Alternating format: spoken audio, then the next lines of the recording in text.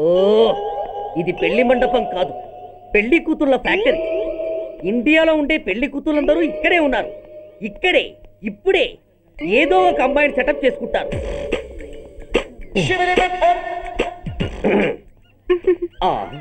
లేత క్యాబేజీ లాంటి కాలేజీ పిల్ల నన్ను చూసి నవ్విందంటే ఇక ప్రొసీడ్ అవ్వడమే.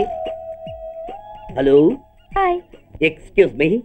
నన్ను చూసి మీరు నవ్వారంటే డెఫినెట్ గా నేను మీకు నచ్చుండాలి. ఏమై కరెక్ట్?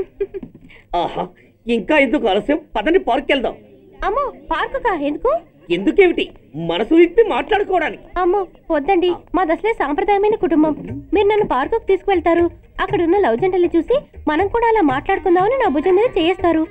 ఆ తర్వాత నన్ను ఏ పొదల్లోకి తీసుకెళ్తారు. అమ్మో అక్కడ ఏ తప్పో జరిగిపోతుంది. వద్దండి, మాది అసలే సాంప్రదాయమైన కుటుంబం. అయ్యయ్యో, నేను అలాంటి వాడిని కాదండి. నేను మిమ్మల్ని ఏమీ చేయను. పోనీ పార్క్ వద్దంటే మరిద్దరం కలిసి సినిమాకి వెళ్దాం. సినిమాకా? అమ్మో వద్దండి, మాది అసలే సాంప్రదాయమైన కుటుంబం. ఇద్దరం సినిమాకి వెళ్ళాక న్యూస్ లేవగానే లైట్లు ఆపేస్తారు. ఆ తర్వాత మీరు చిన్నగా నా భుజం మీద చెయ్యేస్తారు. ఆ చీకట్లో లిప్ టు లిప్ కిస్ చేస్తారు. ఆ తర్వాత ఏ తప్పో జరిగిపోతుంది.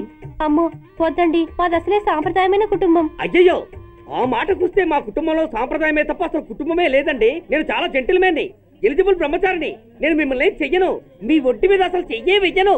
ప్రామిస్. నువ్వేం చేయనప్పుడు నీతో సినిమాకి పార్కుకి రావడం దేనికి రా? అమ్మో, సాంప్రదాయమైన కుటుంబం అంటే అర్థం ఇదా? కొంపదీసి ఎవరు చూడలేదు కదా? నేను చూశాను కదా. పడక పడక నీ కంట్లోనే పడ్డానా తల్లి? నేనెవరికి చెప్పను గాని నాకు ఇన్ఫర్మేషన్ ఇస్తావా? ఏమిటది? పెళ్ళైందా? నాకా? ఛీ, నీ కాదు, ఆయనకి. ఆయనక? ఓహో, మా గురుడికా? అవును.